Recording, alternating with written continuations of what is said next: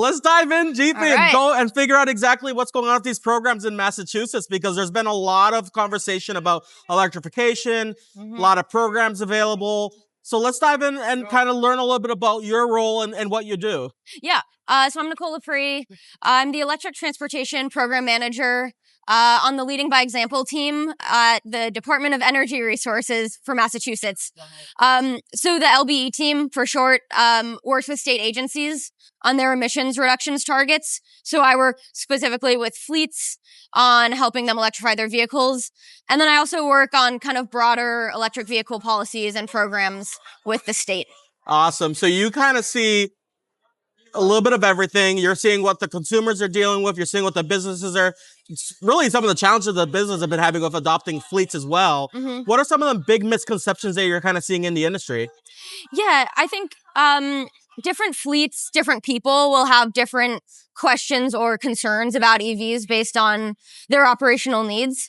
But basically, I mean, for a lot of fleets, they really just want to make sure that EVs can meet their operational requirements. So I guess kind of you would call it a misconception, or maybe just something that people don't realize is that if you really kind of look at what do you need the vehicles to do? How many miles do you really drive in a day?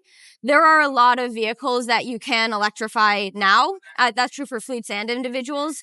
So for our team, the Leading by Example team, we're working with these fleets on electrification.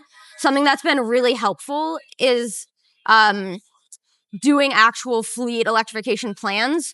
So sort of an assessment where a fleet will look at the specific vehicles in their fleet, their mileage, their operational requirements, and actually look at, okay, which ones could be electrified and when.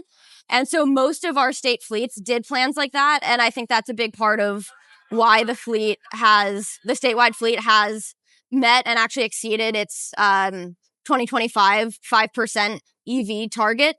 And they're making good progress toward the next target, which will be in 2030. That's incredible that they've been able to accomplish that in such a short period of time. Yeah. And it's a testament to show that the resources that they're deploying are actually working. Yep. Which is excellent. And as far as like the planning of fleets and stuff, you know, it's really important that like these business owners and people that are considering making these changes have those resources to really plan it, because it works. You have to have the engineering kind of set in mind. You have to know your incentives and rebates that are available. So that really all comes together and helps make these businesses make these decisions a lot easier overall. Yep. Now, kind of diving in as far as like what Massachusetts is doing to make electrification a little bit more affordable for families. What are you seeing? Yeah, so the state and utilities offer incentives for both vehicles and chargers, and those are available for individuals, for fleets, light duty through medium and heavy duty. So that's kind of the most direct way. I think another really important component that the state is doing is planning for infrastructure. And, you know, that's not just how many chargers do we need, it's what kinds of chargers, where, what kind of, like how many at a site. Yeah. And, you know, that's really important for making sure that charging investments are going toward valuable charging use cases to make sort of cost-effective use of those dollars. So I think that planning component's really important. And then similarly, I think coordinating the different programs from the different state agencies and utilities and making sure they're complementing each other, not overlapping, is something that has been successful and important to help make the transition to electric vehicles affordable. No, that's great. And I appreciate you clarifying that. Kind of diving in a little bit deeper, what programs, incentives are you seeing that people aren't really paying attention to or just not aware of? Yeah, it's a great question. I think one thing that comes to mind for me there is off-peak charging incentive programs. Depending on where you are and who your utility is, those are often available for individuals and fleets. And those are basically programs where you can earn incentives for charging when electricity demand is low.